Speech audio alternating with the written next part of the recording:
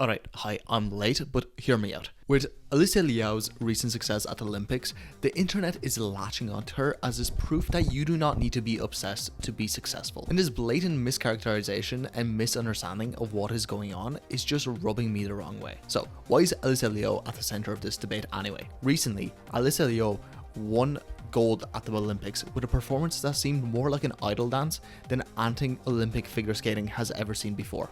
Both her performance and her personality exuded the sense of fun, freedom, and excitement. And as well as that, her story of a prodigy coming out of retirement, both better and freer than ever, was just as captivating.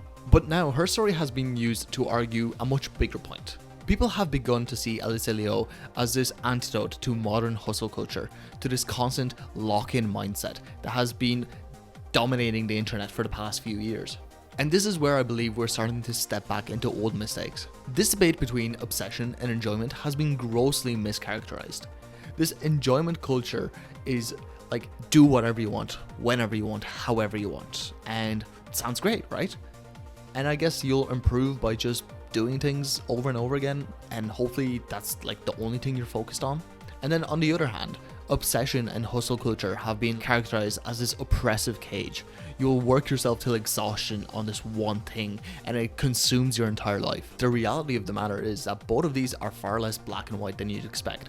And my argument here is going to be simple. To excel at something, you're going to need a degree of obsession. As well as that, you can't be truly obsessed without some intrinsic enjoyment. So let's clarify the big misconception about obsession. I'll be the first to admit that I also have lock-in fatigue.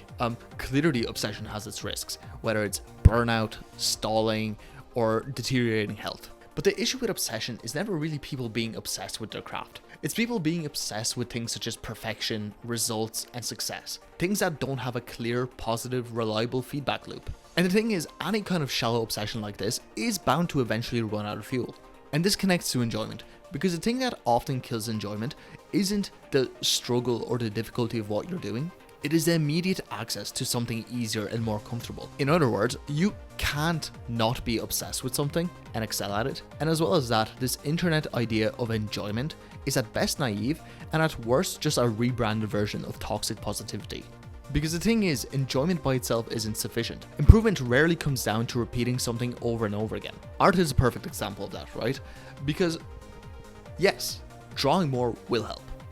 But at the end of the day, if you want to improve as an artist, you're going to have to study art theory, you're going to have to be self-critical, and you're also going to have to do things that you do not enjoy doing. You'll have to draw things that you struggle at and that don't necessarily bring you joy.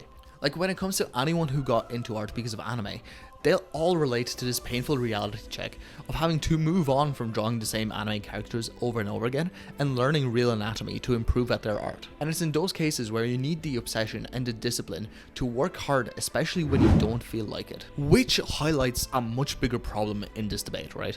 And this is echoing back to something I've said before, which is what kills enjoyment isn't necessarily the struggle or the difficulty of something, but the access to instant gratification that you constantly have with the phone in your pocket. Instant gratification is like now everywhere and extremely difficult to get away from. It is doom scrolling instead of reading a book or watching a film. It is constant music instead of a moment of silence. It is like playing video games instead of learning any actual skill. And the key to rejecting this instant gratification is having long-term fulfillment that can only be achieved by a certain level of obsession. And I know this firsthand from my own experiences in life. Long-term fulfillment is the reason I can hit the gym 5 times a week, while my friend who's just starting out is struggling with motivation. I have years of gym sessions with friends, successful PRs, and cheeky mirror flexes to look back on. My friend doesn't.